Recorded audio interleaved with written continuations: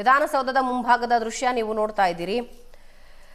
ಚಿನ್ನಸ್ವಾಮಿ ಅಂತ ಪ್ಲೇಸ್ ಇದೆಯಲ್ಲ, ಅದು ಮೋಸ್ಟ್ ಕಂಜೆಸ್ಟೆಡ್ ಪ್ಲೇಸ್. ಸ್ಟೇಡಿಯಂ ಹೊರಭಾಗ ಅನ್ನೋ ಕಾರಣಕ್ಕೆ ಅಲ್ಲಿ ಟ್ರಾಫಿಕ್ ಆದ್ರೇನೆ ಒಂದು ಐದು ಸಿಗ್ನಲ್ಗಳು ಬೇಕು. ಆ ರೋಡ್ ಏನಾದರೂ ಜಾಮ್ ಆಯಿತು ಅಂದ್ರೆ ಒಂದು 5 ಸಿಗ್ನಲ್ ಬೇಕು. ನೀವು ಆ ಸಿಗ್ನಲ್ ದಾಟ್ಕೊಂಡು, ಅಷ್ಟು ಕಿಷ್ಕಿಂದೆ ಇದೆ. ಆ ಕಿಷ್ಕಿಂದೆ ಅಂತಹ ಪ್ರದೇಶದಲ್ಲಿ ಪ್ರತಿ ಬಾರಿಯೂ ಕೂಡ ಏನಾದರೂ ಜನ ಸೇರಿದಾಗ ಲಾಠಿ ಚಾರ್ಜ್ಗಳು ಮಾಡಬೇಕಾದ ಅನಿವಾರ್ಯತೆ ಬರುತ್ತೆ.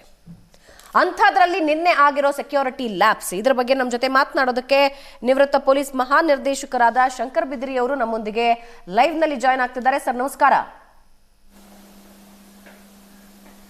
ನಮಸ್ಕಾರ ಸರ್, ನಿಮ್ಮ ಅವಧಿಯಲ್ಲಿ ಇಂಥ ಹಲವು ಸಿಚುವೇಶನ್ಸ್ ಅನ್ನ ನೀವು ಫೇಸ್ ಮಾಡಿಬಿಟ್ಟಿದ್ದೀರಿ. ಚಿನ್ನಸ್ವಾಮಿ ಬಾಂಬ್ ಪತ್ತೆ ಆದ ಇನ್ಸಿಡೆಂಟ್ ಇಂದ ಹಿಡಿದು ಚಿನ್ನಸ್ವಾಮಿಯ ಒಳ ಹೊರ ಎಲ್ಲಾನು ನೀವು ನೋಡಿದ್ದೀರಿ. ಅಲ್ಲಿ ಜನ ಸೇರಿದಾಗ ಏನಾಗುತ್ತೆ ಅನ್ನೋದನ್ನ ನೋಡಿದ್ದೀರಿ. ಇದರ ಜೊತೆಗೆ ಒಂದಷ್ಟು ರಾಜಕೀಯ ಘಟನೆಗಳಲ್ಲೂ ಕೂಡ ಸೆಕ್ಯೂರಿಟಿ ಯಾವ ರೀತಿ ಮಾಡಬೇಕು ಅನ್ನೋದಕ್ಕೆ ಇಡೀ ರಾಜ್ಯಕ್ಕೆ, ಇಡೀ ದೇಶಕ್ಕೆ ಉದಾಹರಣೆ ನೀವು ನಿಂತಿದ್ದೀರಿ. ನಿನ್ನೆ ಘಟನೆ ನೀವು ನೋಡಿದ್ರಿ ಸರ್, ಏನನ್ನಿಸ್ತು ನಿಮ್ಗೆ ಮೊದಲಿಗೆ? ಮೊಟ್ಟ ಮೊದಲನೇದಾಗಿ ಇದು ಘನಘೋರ ದುರಂತ. ಉತ್ತಮ ಆಡಳಿತ, ಉತ್ತಮ ಕಾನೂನು ಸುವ್ಯವಸ್ಥೆಗೆ ಹೆಸರಾದಂಥ ಕರ್ನಾಟಕ ರಾಜ್ಯಕ್ಕೆ ಇದೊಂದು ಕಪ್ಪು ಚುಕ್ಕೆ. ಈ ಕಪ್ಪು ಚುಕ್ಕೆಯನ್ನು ಅಳಿಸಲಿಕ್ಕೆ ಶತಮಾನಗಳು ಬೇಕಾಗ್ತವೆ. ಈ ಘಟನೆಯಲ್ಲಿ ವಿನಾಕಾರಣ ಪ್ರಾಣವನ್ನು ಕಳೆದುಕೊಂಡಿರ್ತಕ್ಕಂಥ, ಗಾಯಗೊಂಡಿರ್ತಕ್ಕಂಥ ಎಲ್ಲ ಕುಟುಂಬ ವರ್ಗದವರಿಗೆ ನನ್ನ ಹೃತ್ಪೂರ್ವಕವಾದಂಥ ಒಂದು ಸಂತಾಪವನ್ನು ನಾನು ವ್ಯಕ್ತಪಡಿಸಲಿಕ್ಕೆ ಇಷ್ಟಪಡ್ತೀನಿ.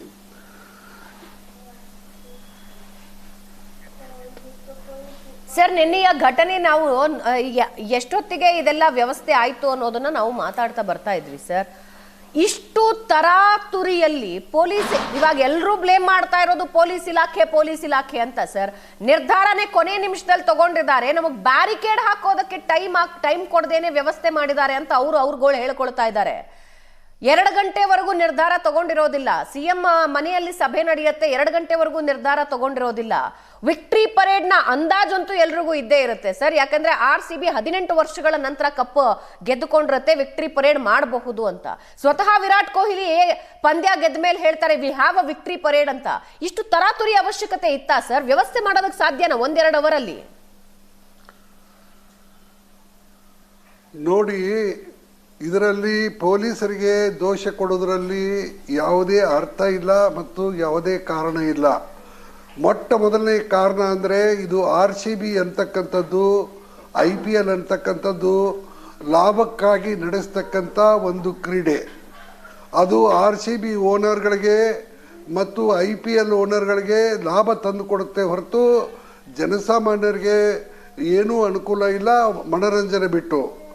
ಎರಡನೇ ವಿಷಯ ಏನು ಅಂತಂದರೆ, ಈ ಒಂದು RCB ಅವರು ಬೆಳಗ್ಗೆ 7 ಗಂಟೆ 15 ನಿಮಿಷಕ್ಕೆ ಸೋಷಿಯಲ್ ಮೀಡಿಯಾದಲ್ಲಿ, ಸಾಮಾಜಿಕ ಜಾಲತಾಣದಲ್ಲಿ, ಇಲೆಕ್ಟ್ರಾನಿಕ್ ಮೀಡಿಯಾದಲ್ಲಿ ಸರ್ಕ್ಯುಲೇಟ್ ಮಾಡಿದ್ದಾರೆ ಪ್ರೋಗ್ರಾಮು.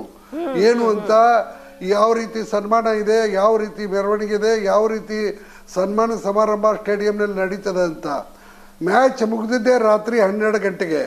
ಬೆಳಗ್ಗೆ 7 ಗಂಟೆಗೆ ಇವ್ರಿಗೆ ಆ ರೀತಿ ಸರ್ಕ್ಯುಲೇಷನ್ ಕೊಡೋಕ್ಕೆ, ಆ ರೀತಿ ಸಾರ್ವಜನಿಕರಿಗೆ ಮಾಹಿತಿ ಕೊಡಲಿಕ್ಕೆ ಯಾರು ಅಧಿಕಾರ ಕೊಟ್ಟರು?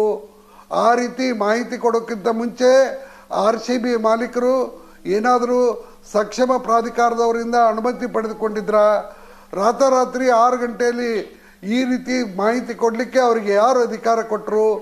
ಎಲ್ಲರಿಗೂ ಗೊತ್ತಿದ್ದಂತೆ ಬೆಂಗಳೂರಿನಲ್ಲಿ ಸಂಚಾರಿ ಜನದಟ್ಟಣೆ, ಅದರಲ್ಲಿಯೂ ಕೇಂದ್ರದ ಒಂದು ಬಿಸ್ನೆಸ್ ಡಿಸ್ಟ್ರಿಕ್ಟ್ ಏನಿದೆ, ಸೆಂಟ್ರಲ್ ಬಿಸ್ನೆಸ್ ಡಿಸ್ಟ್ರಿಕ್ಟು, ಅಲ್ಲಿ ಟ್ರಾಫಿಕ್ ಸಮಸ್ಯೆ ಎಲ್ಲರಿಗೂ ಗೊತ್ತಿರ್ತಕ್ಕಂಥ ವಿಚಾರ, ಇಡೀ ಜಗತ್ತಿಗೆ ಗೊತ್ತಿರ್ತಕ್ಕಂಥ ವಿಚಾರ. ಅಂಥದ್ರಲ್ಲಿ ಏಕಪಕ್ಷೀಯವಾಗಿ RCB ಓನರ್ಗಳು ಈ ರೀತಿ ಮೆಸೇಜನ್ನು ಕೊಟ್ಟು ಜನರನ್ನು ತಪ್ಪು ದಾಳಿಗೆ ಎಳೆದು ಈ ಒಂದು ಅನಾಹುತಕ್ಕೆ ಕಾರಣರಾಗಿದ್ದಾರೆ. ಇದರ ಸಂಪೂರ್ಣ ಹೊಣೆಯನ್ನು RCB ಮಾಲೀಕರೇ ಹೊರಬೇಕು, ಬೇರೆ ಯಾರ್ದು ಇದರಲ್ಲಿ ಜವಾಬ್ದಾರಿ ಇಲ್ಲ.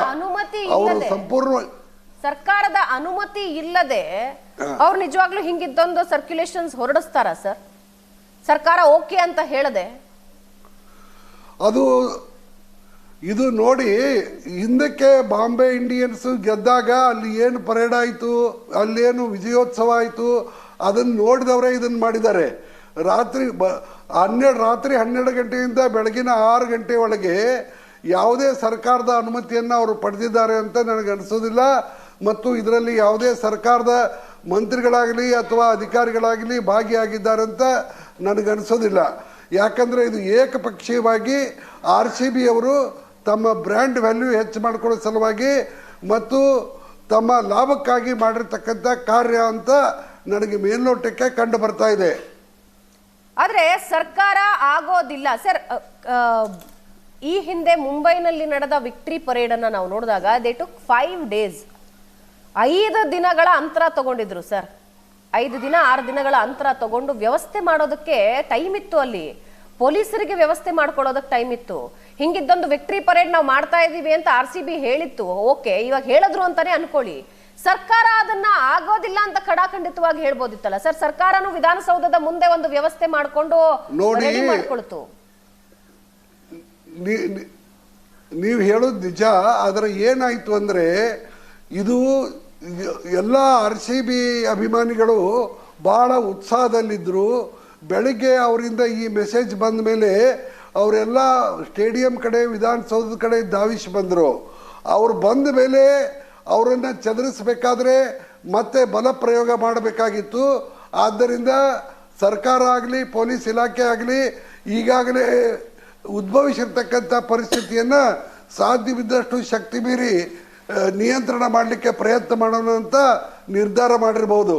ಯಾಕಂದರೆ ಇದಕ್ಕೆಲ್ಲಕ್ಕೂ ಮುಖ್ಯ ಕಾರಣ ಬೆಳಿಗ್ಗೆ 7:15 ಇಲೆಕ್ಟ್ರಾನಿಕ್ ಮೀಡಿಯಾ ಮತ್ತು ಸಾಮಾಜಿಕ ಜಾಲತಾಣಗಳಲ್ಲಿ RCB ಅವರು ಬೇಜವಾಬ್ದಾರಿಯಿಂದ ನಿರ್ಲಕ್ಷ್ಯತೆಯಿಂದ ಹರಿಬಿಟ್ಟಂಥ ಮೆಸೇಜು. ಮತ್ತು ಎರಡನೇದಾಗಿ ಅವರು ಬಹಳ ಇಷ್ಟು ಅವಸರ ಮಾಡಿದ್ದಾರೆ. ಅದರಲ್ಲಿ ಏನೂ ಎರಡನೇದು ಅಂತಕ್ಕಂಥದ್ದೇನಿಲ್ಲ. ನನಗೆ ಒಂದೇ ಬೇಜಾರು ಏನಾಗ್ತಾ ಇದೆ ಅಂದರೆ, ಇವತ್ತು ಯಾರೋ ಮಾಡಿರೋ ತಪ್ಪಿಗೆ ಸರ್ಕಾರದವರು ಜವಾಬ್ದಾರಿ ಹೊರಬೇಕಾದಂಥ ಪರಿಸ್ಥಿತಿ ಬಂದಿದೆ. ಸರ್ಕಾರ ತನ್ನ ಬೊಕ್ಕಸದಿಂದ ಪರಿಹಾರ ಕೊಡಬೇಕಾಗಿ ಬಂದಿದೆ. ಸರ್ಕಾರ ತನ್ನ ಬೊಕ್ಕಸದಿಂದ ಇವತ್ತು ಗಾಯಗೊಂಡವರಿಗೆ ಚಿಕಿತ್ಸೆ ಕೊಡ್ತಕ್ಕಂಥ ವೆಚ್ಚವನ್ನು ಭರಿಸ್ತಕ್ಕಂಥ ಒಂದು ಪರಿಸ್ಥಿತಿ ಬಂದಿದೆ. ಇದು ಎಲ್ಲರಿಗೂ ಗೊತ್ತು. ಆದ್ದರಿಂದ ನಾನು ಹೇಳ್ತಕ್ಕಂಥದ್ದು ಏನಂದರೆ, ಮೊಟ್ಟ ಮೊದಲನೇದಾಗಿ RCB ಓನರ್ಗಳು ಎಲ್ಲ ಕುಟುಂಬಗಳಿಗೆ ಅವ್ರು ಯಾವ ಕಾರಣಕ್ಕೂ ಜೀವಕ್ಕೆ ಮೌಲ್ಯ ಕಟ್ಟಕ್ಕಾಗಲ್ಲ. ಅವ್ರು ಯಾವ ಕಾರಣಕ್ಕೂ ಸಂಪೂರ್ಣ ಪರಿಹಾರ ಕೊಡೋಕ್ಕಾಗೋದಿಲ್ಲ. ಜೀವಕ್ಕೆ ಬೆಲೆ ಕಟ್ಟಲಿಕ್ಕೆ ಸಾಧ್ಯ ಇಲ್ಲ.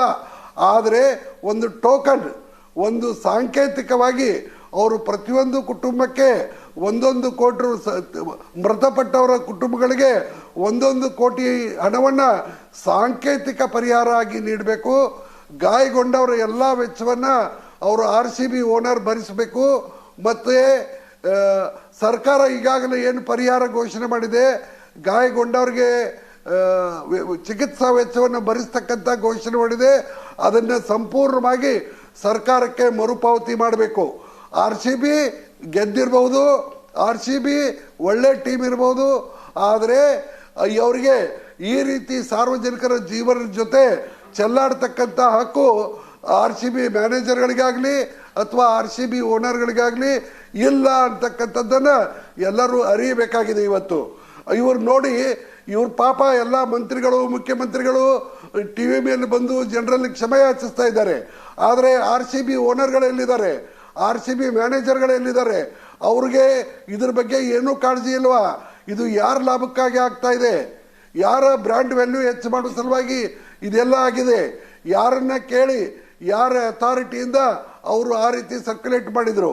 ಇನ್ನೊಂದು, ನಾವು ಎಷ್ಟೋ ಸಲ ದೊಡ್ಡ ದೊಡ್ಡ ಬಿಲ್ಡಿಂಗ್ಗಳನ್ನು ಕಟ್ಟುವಾಗ, ಅದು ಲೀಲಾ ಪ್ಯಾಲೇಸಲ್ಲಿ ಇರ್ಬೋದು ಅಥವಾ ಬೇರೆ ಬಿಲ್ಡಿಂಗ್ಗಳಲ್ಲಿರ್ಬೋದು, ಎಲ್ಲ ಪ್ರಿಕಾಷನ್ಗಳನ್ನು ತೆಗೆದುಕೊಂಡು ಎಂಜಿನಿಯರ್ ಕೆಲಸ ಮಾಡ್ತಾ ಇದ್ದಾಗ ಸಹಿತ 2-3 ಡೆತ್ ಆದಾಗ ನಾವು ಅವ್ರ ಮೇಲೆ ಕ್ರಿಮಿನಲ್ ಕೇಸ್ ಮಾಡಿದ್ದೀವಿ. ಸೆಕ್ಷನ್ 304A ಪ್ರಕಾರ ರ್ಯಾಶ್ ಆ್ಯಂಡ್ ನೆಗ್ಲಿಜೆಂಟ್ ಆ್ಯಕ್ಟ್ ಅಂತ. ಈಗ RCB ಓನರ್ಗಳ ಮೇಲೆ, RCB ಮ್ಯಾನೇಜರ್ಗಳ ಮೇಲೆ ಬೆಳಗ್ಗೆ 7:15 ಬೇಜವಾಬ್ದಾರಿಯಿಂದ ಸಾಮಾಜಿಕ ಜಾಲತಾಣದಲ್ಲಿ ಈ ಮೆಸೇಜನ್ನು ಬಿಟ್ಟಿರೋರ ಮೇಲೆ ಸರ್ಕಾರ ಮತ್ತು police rash and negligent act which has caused death and injury ಆ ಸೆಕ್ಷನ್ನಲ್ಲಿ ಇವ್ರು ಕೇಸ್ ರಿಜಿಸ್ಟರ್ ಮಾಡಬೇಕು, ಅವ್ರನ್ನೆಲ್ಲ ಬಂಧಿಸಬೇಕು. ಆವಾಗ ಮಾತ್ರ ಜನಕ್ಕೆ ಇದರಲ್ಲಿ ನ್ಯಾಯ ಕೊಡಕ್ಕೆ ಸಾಧ್ಯ. ಮತ್ತು ಎರಡನೇದಾಗಿ ಇವರು ಕರ್ನಾಟಕ ಪೊಲೀಸ್ ಆಕ್ಟ್ ಪ್ರಕಾರ ಇವರು ಪರ್ಮಿಷನ್ ತಗೋಬೇಕಾಗಿತ್ತು. ಯಾರು ಪರ್ಮಿಷನ್ ಕೊಟ್ಟಿದ್ದಾರೆ? ಏನು ಪರ್ಮಿಷನ್ ಇಲ್ಲದೆ ಇವರೇನು ಏಕಚಕ್ರಾಧಿಪತಿಗಳ? ಇವರೇನೇ ಸರ್ಕಾರ? ಎಲ್ಲ ಪ್ರಶ್ನೆಗಳಿದಾವೆ. ಇವೆಲ್ಲ ಪ್ರಶ್ನೆಗಳಿಗೆ ಉತ್ತರ ಸಿಗಬೇಕಾಗುತ್ತೆ. ಹೇಳಿ ಕೇಳಿ ಬಿದ್ರಿ ಸರ್, ವಿಧಾನಸೌಧದ ಮುಂದೆ ಬನ್ನಿ ನಾವು ಸನ್ಮಾನ ಮಾಡ್ತಿದ್ದೀವಿ ಅಂತ ಸರ್ಕಾರದಿಂದಾನೂ ಒಂದು ಟ್ವೀಟ್ ಬಂದಿದೆ. ಸಿದ್ದರಾಮಯ್ಯ ಅವರು ಸ್ವತಃ ಮಾಡ್ತಾರೆ. ವಿಧಾನಸೌಧದ ಸೆಕ್ಯೂರಿಟಿ ಲ್ಯಾಬ್ ಖಂಡಿತವಾಗಿ ಹೇಳ್ಬೋದಿತ್ತು.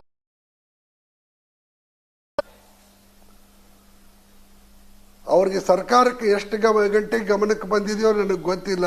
ಸರ್ಕಾರ ಆ ಉದ್ಭವಿಸಿದಂಥ ಪರಿಸ್ಥಿತಿಯಲ್ಲಿ ಸಾಧ್ಯವಿದ್ದಷ್ಟು ಮ್ಯಾನೇಜ್ ಮಾಡಲಿಕ್ಕೆ ಪ್ರಯತ್ನ ಮಾಡಿದೆ ಹೊರತು ಪೊಲೀಸರಾಗಲಿ ಸರ್ಕಾರಕ್ಕಾಗಲಿ ಬೇರೆ ಉಪಾಯ ಇರಲಿಲ್ಲ, ಗತ್ಯಂತರ ಇರಲಿಲ್ಲ.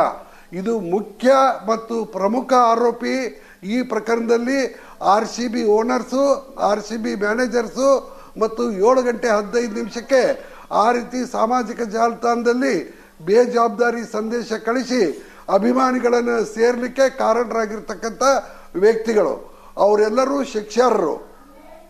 Definitely sir. At the same time ಇವಾಗ ಹಿಂಗಿದ್ದೊಂದು ವ್ಯವಸ್ಥೆ ಆಗಬೇಕು ಅಂದ್ರೆ ಎಷ್ಟು ಸಮಯ ತಗೊಳುತ್ತೆ ಸರ್ ಶಂಕರ್ ಬಿದ್ರಿ ಸರ್? ಸಾಮಾನ್ಯವಾಗಿ ಏನೇನು ವ್ಯವಸ್ಥೆ ಮಾಡ್ಕೋಬೇಕಾಗತ್ತೆ, ಹೆಂಗೆ ಡಿಪ್ಲಾಯ್ ಮಾಡಬೇಕಾಗತ್ತೆ? ಇದು ನೋಡಿ ಇದು ಪರಿಸ್ಥಿತಿ ಯಾವ ರೀತಿ ಇತ್ತು ಅಂದ್ರೆ ಅಭಿಮಾನಿಗಳು ಹುಚ್ಚೆದ್ದು ಹೋಗಿದ್ರು. ಅಂಥದ್ರಲ್ಲಿ ಈ ರೀತಿ ಮೆಸೇಜ್ ಕೊಟ್ಟು ಈ ಅನಾಹುತಕ್ಕೆ ಕಾರಣರಾಗಿರ್ತಕ್ಕಂಥವ್ರು RCB. ಮುಂದೆ ಉದ್ಭವವಾದಂಥ ಪರಿಸ್ಥಿತಿಯನ್ನು ನಿಭಾಯಿಸೋದ್ರಲ್ಲಿ ಪೊಲೀಸರಿಗೆ ಅಥವಾ ಸರ್ಕಾರಕ್ಕೆ ಯಾವುದೇ ಮಾರ್ಗ ಇರಲಿಲ್ಲ, ಗತ್ಯಂತರ ಇರಲಿಲ್ಲ. ಅದು ಹೇಗೋ ಮ್ಯಾನೇಜ್ ಮಾಡ್ಕೊಂಡು ಹೋಗ್ಬೋದಾಗಿತ್ತು. ಅವರೇನಾದರೂ ಲಾಠಿ ಚಾರ್ಜ್ ಮಾಡಿ ಅಥವಾ ಬೇರೆ ಏನಾದರೂ ಮಾಡಿ ಜನರನ್ನು ಚದರಿಸಲಿಕ್ಕೆ ಪ್ರಯತ್ನ ಮಾಡಿದರೆ ಆವಾಗ ಲಾಠಿ ಚಾರ್ಜು ಅಥವಾ ಬೇರೆ ಬಲ ಪ್ರಯೋಗದಿಂದ ನೂರಾರು ಸಾವು ಆಗ್ತಕ್ಕಂಥ ಒಂದು ಅವಕಾಶ ಇತ್ತು. ಆದ್ದರಿಂದ ನಾವು ಅದನ್ನ ಸಮಾಧಾನ ಚಿತ್ತದಿಂದ ಎರಡೂ ಕಡೆಯಿಂದ ಬ್ಯಾಲೆನ್ಸ್ ಮಾಡಿ ನೋಡಬೇಕು. ಯಾಕಂದ್ರೆ ಇವರು ತಮ್ಮ ಬ್ರ್ಯಾಂಡ್ ವ್ಯಾಲ್ಯೂ ಹೆಚ್ಚು ಮಾಡ್ಕೊಳ್ಳೋ ಸಲುವಾಗಿ ಈ ರೀತಿ ಮಾಡಿದ್ದಾರೆ. Right sir. Shankar Bidri sir, ಧನ್ಯವಾದ ಏಷ್ಯಾನೆಟ್ ಸುವರ್ಣ ನ್ಯೂಸ್ನೊಂದಿಗೆ ಮಾತನಾಡಿದ್ದಕ್ಕೆ. RCB ತಂಡ ತನ್ನ ಬ್ರ್ಯಾಂಡ್ ವ್ಯಾಲ್ಯೂ ಹೆಚ್ಚು ಮಾಡ್ಕೊಳ್ಳೋದಕ್ಕೆ ಹೀಗೆಲ್ಲ ಮಾಡಿದೆ ಅಂತ ಶಂಕರ್ ಬಿದ್ರಿ ಅವರು ಮಾತನಾಡ್ತಾ ಇದ್ರು. 7 ಗಂಟೆಗೆ ಹಂಗಿದ್ದೊಂದು ಟ್ವೀಟ್ ಅವರು ಮಾಡ್ತಾರೆ ಅಂತ ಹೇಳಿದ್ರೆ ಸೆಕ್ಯೂರಿಟಿ ನೀಡಿ ಅಂತ ಸರ್ಕಾರಕ್ಕೆ ಪತ್ರ ಬರೆದಿದ್ದು ಅದಕ್ಕೆ ರೆಸ್ಪಾನ್ಸ್ ಬರದೇನೆ ವ್ಯವಸ್ಥೆಯಾಗಿರುತ್ತಾ ಅನ್ನೋದು ಕೂಡ ನನ್ನ ಪ್ರಶ್ನೆ. ಸರ್ಕಾರದಿಂದ ರೆಸ್ಪಾನ್ಸ್ ಬರದೆ ಅವರು ಟ್ವೀಟ್ ಮಾಡಿದ್ದೇ ಆದಲ್ಲಿ, ಹಿಂಗಿದ್ದೊಂದು ಘೋಷಣೆ ಹೊರಡಿಸಿದ್ದೇ ಆದಲ್ಲಿ ಖಂಡಿತ ಅವರ ವಿರುದ್ಧ ಕ್ರಮ ಆಗಬೇಕು. At the same time any point of time ಸರ್ಕಾರ ಒಂದು ನಮಗೆ ನಿರ್ಧಾರ ತೆಗೆದುಕೊಳ್ಳೋದಕ್ಕೆ ಸಮಯಾವಕಾಶ ಬೇಕು, ನೀವು ಹೇಳ್ದಂಗೆ ಕುಣಿಯಕ್ಕಾಗಲ್ಲ ಅಂತ ಹೇಳೋ ಅಧಿಕಾರ ಸರ್ಕಾರಕ್ಕೆ ಇದೆ. ಲಕ್ಷ ಜನ ಬರ್ತಾರೆ ಅನ್ನೋ ಭಯ ಇದ್ದಾಗ, ಭದ್ರತೆ ತೆಗೆದುಕೊಳ್ಳೋದಕ್ಕೆ ಸಾಧ್ಯ ಇಲ್ಲ ಅನ್ನೋದು ಆದಾಗ ಸರ್ಕಾರ ಸ್ಪಷ್ಟವಾಗಿ ಒಂದು ಫ್ರಾಂಚೈಸಿಗೆ ನೀವು ಹೇಳ್ದಂಗೆ ಕುಣಿಯೋದಕ್ಕಾಗೋದಿಲ್ಲ, ನಾವು ಹೇಳ್ದಂಗೆ ನಮ್ಮ ಜೊತೆ ಕೂತು ಡಿಸ್ಕಸ್ ಮಾಡಿ ಪ್ಲಾನ್ ಮಾಡ್ಕೊಳ್ಳಿ ಅಂತ ಹೇಳೋ ಅಧಿಕಾರ ಸರ್ಕಾರಕ್ಕೆ ಇದೆ. ಮಾಡ್ಲಿಲ್ವಾ ಸರ್ಕಾರ?